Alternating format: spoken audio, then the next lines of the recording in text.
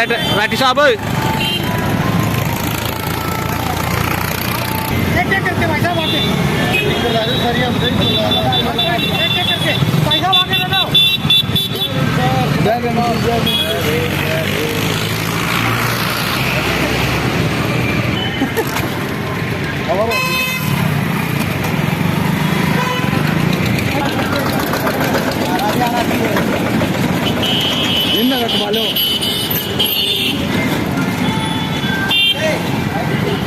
आओ भाई आगे ले लो।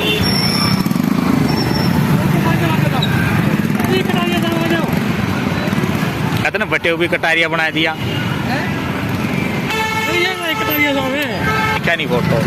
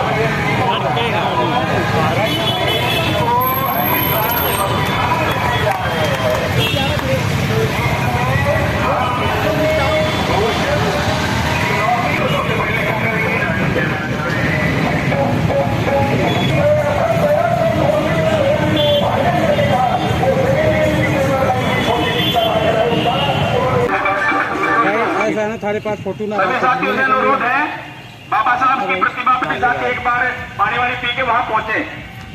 बहुत बहुत धन्यवाद।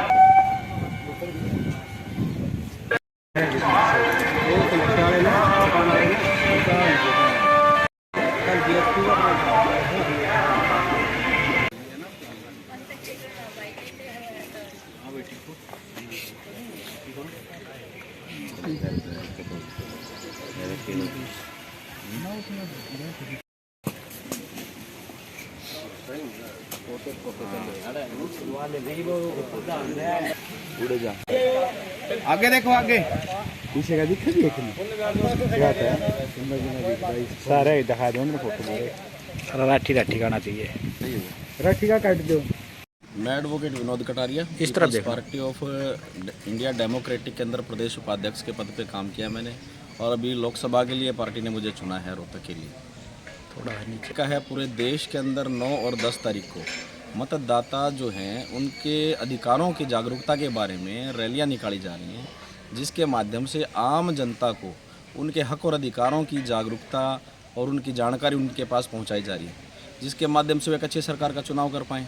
क्योंकि जब तक आम जन को अपने हक और अधिकारों का नहीं पता तो लोग उनको झूठे दिलासे दे के और उनकी वोट का गलत इस्तेमाल करते हैं और उस गलत इस्तेमाल को रोकने के लिए People's Party of India Democratic ने यह कदम उठाया कि पूरे देश के अंदर ये जागरूकता अभियान चलाया जाए, जिससे आम जन तक सही और सटीक जानकारी पहुँचे। Thank you. कार्यक्रम हमारा मताधिकार के लिए हमारे वोटर्स को एजुकेट करना, ये पूरे देश में हम चला रहे हैं। और जो भी हमारे वोटर्स हैं उनको एजुकेट करना कि भाई उनके क्या अधिकार हैं, उनको कैसे अपने अधिकार एक्सरसाइज करने चाहिए, ताकि उनके जो लार्जर सेक्शन के जो अधिकार हैं वो मिल सकें। क्योंकि ये जो संविधान में दिए हुए अधिकार हैं वो आज लोगों को नहीं मिल रहे हैं। क्योंकि जो भी संविधान के प्रिंसिपल है, चाहे इक्वलिटी है, वो इक्वलिटी भी नहीं मिल रही। क्योंकि रिजर्वेशन के ज़रिए जो अधिकार मिलने चाहिए थे वो बहुत बड़े पैमाने पे जब से प्राइवेटाइजेशन का सिस्टम आया तो उसमें कांग्रेस भी है और बीजेपी भी है, दोनों के पीरियड में बहुत बड़े पैमाने पे अधिकारों को नकारा गया है। और रिजर्वेशन प्रमोशन है, जो बैकवर्ड क्लास के लिए भी रिजर्वेशन प्रमोशन होना चाहिए, हमारी ये बहुत समय से मांग है। और शेड्यूल ट्राइब की जो रिजर्वेशन प्रमोशन है वो भी सुचारू रूप से लागू होनी चाहिए। क्योंकि बहुत बड़े पैमाने पे ऐसा देख रहे हैं कि SC/ST का जो रिजर्वेशन प्रमोशन है वो भी लागू नहीं है। और जो विचार है उसकी स्वतंत्रता होनी चाहिए, विचार रखने का अधिकार है, ये डेमोक्रेसी में बहुत अहम अधिकार होता है। इसी के तहत ही हम किसी को चुन सकते हैं, किसी को नकार सकते हैं। तो ये जो अधिकार है ये भी बहुत बड़े पैमाने पे हर्ट हो रहा है। तो इसको हमें समाज में ये चेतना पैदा करनी है कि जो डेमोक्रेसी को बिलीव नहीं करते उनको आप इस शासन व्यवस्था से निकालें, और जो डेमोक्रेसी को बिलीव करते हैं उनका शासन व्यवस्था पे कंट्रोल होना चाहिए। जब तक वो लोग जो इक्वलिटी, लिबर्टी, फ्रेटर्निटी और जस्टिस में विश्वास नहीं रखते, ऐसे लोगों को आप सत्ता शासन में नहीं लाएंगे, तब तक सबके अधिकार सुरक्षित नहीं होंगे। आज बड़े पैमाने पे स्कूल बंद हो रहे हैं। हरियाणा में तकरीबन 4000 स्कूल बंद हो गए हैं। तो जो आम आदमी है, जो गरीब आदमी है, जो केवल सरकारी स्कूल में अपने बच्चे पढ़ा सकता है, उसके एजुकेशन के बारे में कोई चिंता नहीं है। इधर वो कहते हैं कि हम अधिकार दे रहे हैं, हम आपको 5 किलो अनाज दे रहे हैं और क्या क्या कर रहे हैं, लेकिन जब उसका रियल टेस्ट अगर आप करेंगे तो जो अधिकार ऑलरेडी दिए हुए थे वो अधिकार भी उन्होंने स्नैच कर लिए हैं। और बच्चे अगर पढ़े लिखे नहीं होंगे तो वो अपने पैरों पे कैसे खड़े हो पाएंगे। इस कार्यक्रम का मुख्य उद्देश्य क्या है? इस कार्यक्रम का मुख्य उद्देश्य है कि लोगों को जागरूक बनाना, ताकि वो अपना जो वोट का अधिकार है उसको सोच समझ के इस्तेमाल करें और वो अपने दुश्मनों को वोट का अधिकार ना दें। अपनी जो पार्टी है, जो सामाजिक सिस्टम में ट्रांसफॉर्मेशन कर सकती है, जो इक्वलिटी, लिबर्टी, फ्रेटर्निटी और जस्टिस के प्रिंसिपल को इनकलकेट कर सकती है, उस पार्टी को बढ़ावा दें।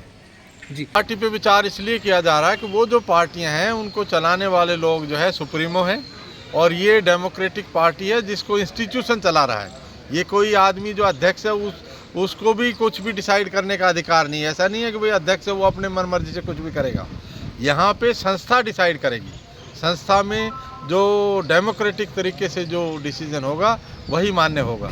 और जब तक ऐसा सिस्टम नहीं होगा तब तक डेमोक्रेसी को हम एस्टेब्लिश नहीं कर पाएंगे। इतने लंबे समय से आज जो हम फेस कर रहे हैं उसका मेन कारण ही ये है कि हमें जो डेमोक्रेटिक विचार है उसको हमने ख़त्म कर दिया। जैसे आपका परिचय लिया जाए तो आप किस पद पर हैं और क्या नाम है, एक बार वो? मैं अभी NEC मेंबर हूँ, और अभी जो हमने नया इलेक्शन कर लिया है जो अभी 14 अप्रैल से लागू होगा, तो मैं उसके बाद किसी पद पे नहीं।